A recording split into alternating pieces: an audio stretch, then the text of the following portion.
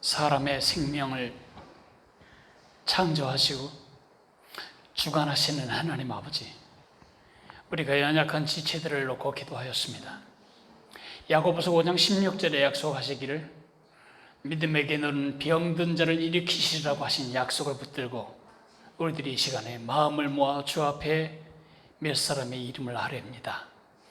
사랑하시는 주님, 제 막내 아우가 뇌종양 수술 이후에 눈이 잘 보이지 않고 그리고 귀의 이명이 심해서 심히 고통하고 있습니다.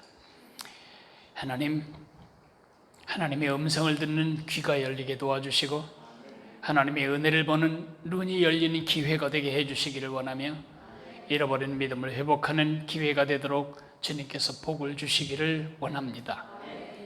방혜미 집사님의 수술 과정에 개입해 주신 것을 감사하거니와 한평생 수많은 환자들을 돌보며 살아온 딸입니다.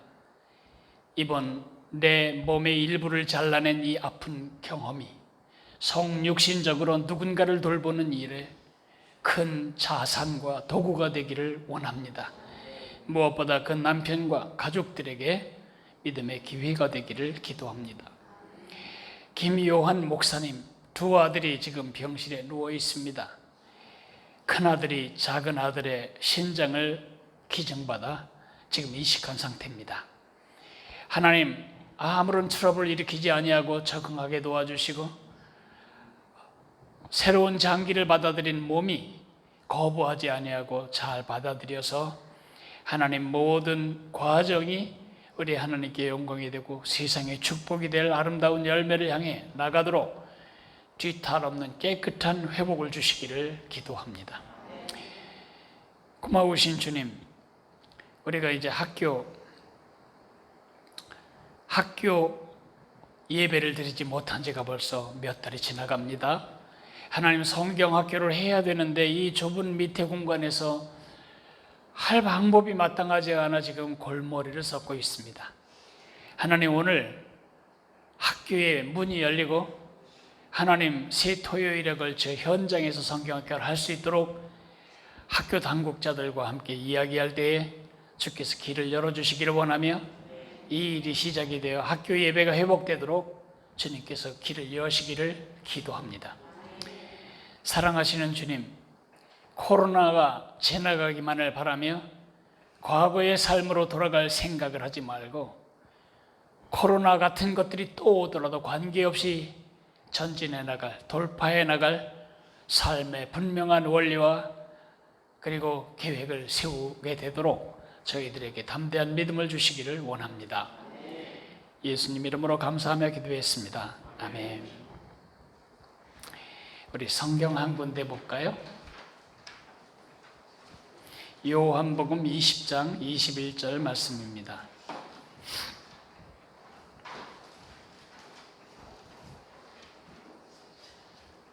요한복음 20장 21절 말씀 읽으셨으면 우리가 같이 한번 찾으셨으면 같이 한번 읽어보겠습니다. 시작. 예수께서 또 이르시되 너희에게 평강이 있을지어다. 아버지께서 나를 보내신 것 같이 나도 너희를 보내노라. 보내노라는 말에 동그라미를 치시면 됩니다. 우리가 선교주의를 맞았는데 선교사님의 설교를 들으시면서 어떠셨는지요? 참 복음이 위대하다 그런 생각도 하셨겠지만 상당히 많은 사람들은 저건 내 일이 아니다 이렇게 생각했을 수도 있겠습니다. 왜 많은 성도들이 선교를 선교사들의 일로 생각할까요? 왜 선교를 나하고는 별로 관계가 없는 일처럼 생각할까요? 선교를 너무 협의적으로 생각하기 때문입니다. 다시 말해서 선교를 영어로 미션이라고 하는데 미션의 M자를 작은 M자로 쓰기 때문입니다. M-I-S-S-I-O-N. 그러니까 내 일이 아닌 것입니다. 선교의 M자는 아주 큰 글자 대문자 M자로 시작하는 일에서 기원이 됩니다. The mission. 하나님을 영화롭게 하고 세상을 축복하기 위해 하나님께서 인간을 만드셨을 때 그 생태적인 미션이 뭐였죠? 하나님이 지으신 창조 세계를 다스리고 관리하는 일입니다. 그때 이미 인간은 하나님의 사명, 하나님께서 부탁하신 일을 이루도록 파송된 것입니다. 죄를 지었기 때문에 미션이 필요한 게 아니고 죄를 짓기 훨씬 전에 이미 미션이 시작되었습니다. 그러나 인간이 죄를 짓고 인간 고유의 일, 하나님을 영화롭게 하고 세상을 축복해야 할 미션을 잃어버렸을 때 목표를 잃어버린 거죠. 존재의 목표를 잃어버린 인간을 구원하기 위해 아브라함을 부르십니다. 창세기 12장 1절에서 3절이 선교의 뭐라고 하죠? 그 출발점입니다. 우리가 지금 생각하는 미션의 그 출발점이 창세기 12장 1절부터 3절입니다. 성경을 저보고 재편집하라면 창세기 1장부터 11장까지가 서론, 12장부터 요한계시록 19장까지가 본론, 20장, 21장이 결론입니다. 결국 이 본론에 해당하는 부분의 목적을 위해서 하나님은 한 사람을 부르십니다. 그리고 한 민족을 부르십니다. 아브라함을 부르신 이유가 뭐죠? 너로 말미암아 세계 만민이 복을 받게 할 거다. 세계 만민은 하나님을 몰라요. 하나님이 누구신지를 알고 하나님을 사랑하고 하나님을 섬김으로 하나님을 영화롭게 하고 세상이 잃어버린 하나님을 되찾도록 하는, 세상을 축복하는 그 미션을 위해서 하나님은 아브라함을 불러내신 것입니다. 그리고 보내신 것입니다. 그 후손인 이스라엘 백성들의 미션은 뭐냐? 삼지사방, 어디서 오든지 여기를 통과하는 X자 지점의 가운데 지점인 가나안 땅에서 지나가는 모든 상인들, 지나가는 모든 군인들, 지나가는 모든 문화가 참되신 하나님은 여호와 한 분이시다. 그것을 알고 보고 듣고 느끼고 돌아오게 되도록, 그것이 아브라함과 이스라엘의 미션이었습니다. 그러나 이스라엘은 그들의 미션을 잊어버리고 전 세계에 하나님의 축복을 받도록 선택받은 민족은 우리밖에 없다. 선택받은 목적은 잊어버리고 선택받은 영광에 집중하다가 결국 그 땅에서 쫓겨나고 말았잖아요. 그죠? 그 빈자리를 채우기 위해서 하늘에서 파송되신 우리 예수님이 십자가에 죽으시고 다시 사신 다음에 누구를 파송하셨어요? 교회를 파송한 거예요. 교회는 존재 목적 자체가 선교적이에요. 그러니까 우리 모두는 선교사예요. 큰 M자로 시작하는 선교사라고요. 엄마가 되었던 할머니가 되었던 우리가 직장인이 되었던 주부가 되었던 우리는 지금 하나님께 파송된 선교사라고요. 두 가지 차원에서 우리는 선교를 이해해야 합니다. 첫째는 수평적 차원이죠. 수평적 차원. 우리 옆으로 내 이웃, 내 친구들, 내 가족 식구들, 내 친구들, 내 직장인들, 내 세대 사람들, 수평적으로 계속해서 사람들이 예수님을 알고 사랑하고 섬기고 그렇게 되도록 이들을 부르는 일이 우리 일입니다. 두 번째로는 수직적입니다. 선교의 수직적 차원에 대해서는 선교학자들이 별로 관심을 갖지 않아요. 저는 몰랐어요. 왜? 나는 어린이 사역자고 나는 교육가인데 어린이 그러면 모두 교육이고 나가서 해외에 나가 다른 나라에 가서 다른 문화와 언어로 복음을 전하는 건 선교라고 생각했는지 저도 그렇게 배웠고 그렇게 사역했어요. 1977년에 제가 우리나라의 최초의 선교 대학원에 하기 선교 대학원에 입학을 했어요. 지금 한국 선교를 이끌고 가는 대부분의 지도자들이 제 동문들입니다. 나는 선교사가 되겠다고 결심을 했는데, 선교사가 되고 싶었던 것은 어떤 나라에 가서 그 나라의 어린이들에게 예수님을 얘기해 주고 싶어서였습니다. 제 이해가 그렇게 머물러 있었습니다. 제가 태국의 북부에 있는 람빵이라고 하는 지역에 가서 14일을 머물며 아이들을 섬겨보니까 이건 아니에요. 하나님이 나를 그렇게 부르지 않으셨어요. 그래서 제가 교육가가 되었죠. 그때만 해도 나는 선교사가 아니라 교육가다 이렇게 생각을 했어요. 그런데 제가 어린이 사역을 계속해 오면서 느끼는 것은 그건 아주 잘못된 생각이라는 거죠. 이 세상에서 가장 크고 넓은 무한히 확장되는 선교지가 있다면 그거는 중국도 아니고 인도도 아니에요. 중동권도 아니고 그건 우리 다음 세대들이라고요. 우리 아이들 우리가 안 가르쳐주면 예수님 누군지 몰라요. 여러분 집안에서 성경책 다 없애버리고 절대로 예수님 말 안 하고 3대만 지나가 보세요. 예수님 아나 모르나? 모르죠. 선교지가 시작되는 것입니다. 또 누군가가 내 자식 보내놓고 울어야 될 일을 만드는 것입니다. 그런 차원에서 제가 끊임없이 수직 선교를 얘기해도 아직도 선교학자들은 그거는 네가 잘 몰라서 그래 그렇게 치부하는데 저는 지금도 제 생각을 굽힐 수가 없습니다. 그래서 제가 한국의 초교파 중에 제일 큰 선교단 GMF 이사장직을 지금 수행하고 있는 것입니다. 제가 먼 훗날 은퇴하고 나면 그 선교사들이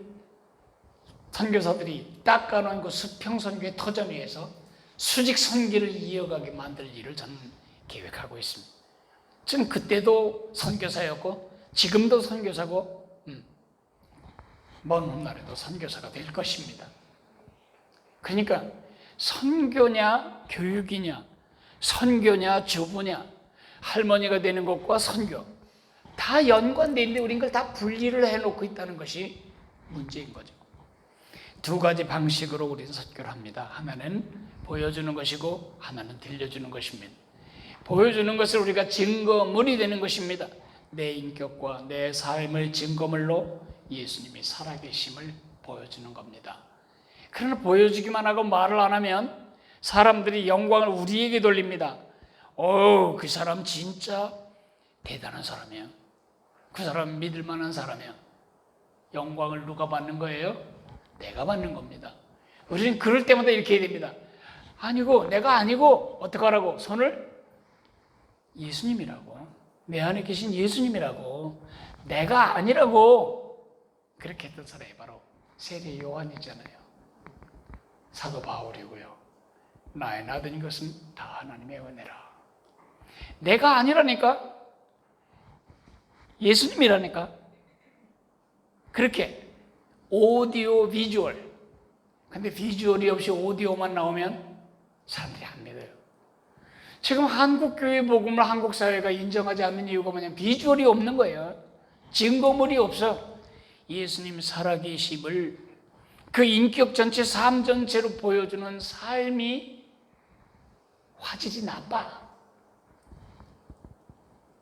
텔레비전을 사실 때 어떤 텔레비전을 사시겠어요? 1번 소리는 기가 막힌데 화면이 사는 화면이 나쁜 텔레비전을 사겠다. 1번 2번 화질은 기가 막힌데 소리가 찍찍거려서 뭔 소리 하는지 잘 모르겠다. 그걸 사시겠어요? 어떤 거 사시겠어요? 둘 다 안 사야지. 그걸 사면 되나? 그죠? 둘 다 안 사야 돼요. 왜 우리 복음이 안 팔리죠? 둘 중에 하나가 나쁘기 때문에. 근데 우리의 경우는 우리뿐만 아니라 이스라엘 백성들도 그랬지만 비주얼이 나쁜 겁니다. 협의에 이제 광의적으로 말하면 우리 모두가 선교사다. 인정하시겠습니까? 네. 여러분 보고 선교사님 그렇게 부르지는 않아도 돼요. 그 선교사라고 할 때는 작은 M자로 시작하는 거니까요. 그러나 우리가 존재하는 목적은 선교적이다. 정말 하나님을 영화롭게 하고 세상을 축복하는 일과 선교가 다른 일이 아니고 그것이 시행되는 일이 바로 선교다. 큰 M자 미션이다. 그러면 작은 M자로 시작하는 협의적인 미션하고 나는 관계가 없는가? 왜 관계가 없어요? 우리가 기도하는 일, 헌금해 주는 일, 그 일이 없으면 작은 M자로 시작하는 선교사들이 일을 할 수가 없잖아요. 그죠? 네. 그걸로 다가 아니에요.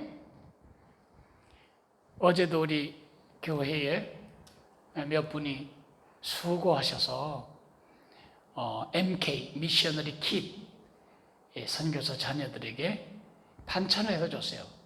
지금 이렇게 코로나 사태가 오니까 교회마다 다 중단해 버렸어요. 왜냐하면 생활숙제로 하던 일인데 사역훈련이고보다 중단되니까 생활숙제 안 하는 거예요. 그러니까 지금 그 아이들이 엄마 반찬 얻어먹는 건 우리 교회밖에 없는 거예요. 근데 우리 교회 사역자들에게 보내준 그 감사 카드를 보고 제가 가슴에 미어지는 거예요. 여러분이 선교사로 해외에 있는데 여러분 자녀들이 한국에 와서 외롭게 공부하는데 어떤 교회 엄마들이 자기 자식 생각하며 만드는 음식처럼 음식을 만들어 반찬을 내줬다고 말할 때 얼마나 고맙겠어요.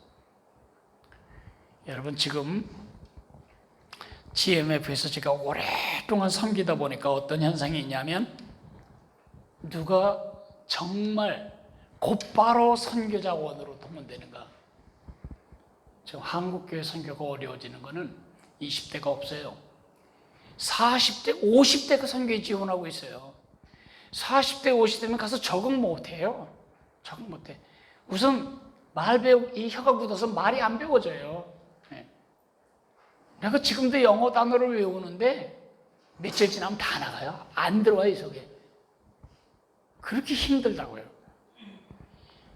20대 한 번 사전 찾아보면 콱콱 박힐 때 그때 열심히 했었어야 되는데 그때는 또 다 언제까지 그럴 줄 알고 안 했더니 지금 어려워요. 어쨌든 내 말은 근데 누가 가면 그 나라 말 배울 필요도 없이 곧바로 선교 자원이 되냐면 거기서 자란 선교사의 자녀들은 완벽한 그 나라 말을 구사해요. 여기서 간 선교사들은요 30년이 넘어도 여전히 외국인식의 그 나라 말을 하는 거지만 거기서 그 학교를 다니고 아이들과 함께 논 아이들은 가슴을 관통하는 대화를 할 수 있다고요.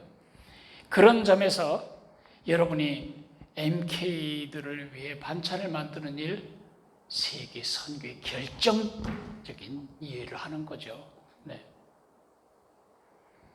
보니까 어떤 일이 제일 일 안 해도 될까? 그래서 그 반찬 사역팀 이런 거에 사인해 놓고 아무 일도 안 하면 그건 정말 하나님 주실 축복의 기회를 낭비하는 것입니다. 몇 사람만 지금 그 축복을 누리고 있습니다. 제가 GMF를 섬기는 것도 그 작은 M자 수준입니다. 이런 말은 굉장히 조심스러운 말인데 선교사님들은 성격이 굉장히 과격돼요. 그리고 깊이 우물을 파고 들어가면 하늘이 좁아지잖아요. 그러니까 생각들이 아주 강하세요. 그래서 만나면 충돌을 많이 하세요. 선교사님들은 이렇게 긁는 사람이 별로 없어요. 선교사님들이 말하면 다 잘 들어요. 목사님들은 그러다가 큰일 나죠. 교회 말아먹죠. 목사님들은 많이 씹힐수록 좋은 목사님이에요. 자, 씹혀도 참고 씹다 이 아프면 안 씹겠지. 그러면 좋은 목사님이에요. 그걸 못 견디고 팔로 하면 이제 쫓겨나는 목사님이죠. 그게 제가 지금 하는 일은 뭐냐면 그런 충돌 속에 들어가요. 그럼 몇 번 치다가 이제 끝나요. 내가 지금 무슨 일 하는 거죠? 이사장에 가서 무슨 결제하고 하나도 없어요. 그냥 내가 그 자리에 있으므로 그런 충돌들을 막아주고 협력하는 에너지를 끌어내드리는 일이 제가 해야 할 일이에요. 이것도 작은 M자 미션이 굉장히 중요한 일이라고요. 그죠? 그럼 그건 양 목사님 일인가요? 여러분이 나에게 시간 주고 가서 섬길 수 있는 헌금들을 각 기관에 해주니까 그 일도 가능한 거죠. 그리고 무엇보다 제가 만나는 선교사마다 수직 선교가 중요하다고 가르쳐 드리고 있는 일도 저만이 할 수 있는 일이죠. 네. 어쨌든 나는 선교사다. 호칭은 그렇지 않지만 큰 M자 선교사다. 그러나 작은 M자 미션에도 나는 참여할 수 있다. 이런 생각을 가지고 선교를 이해하시면 좋겠습니다. 우리 같이 나누어서 교제하고 좋은 시간을 보내시기를 바랍니다.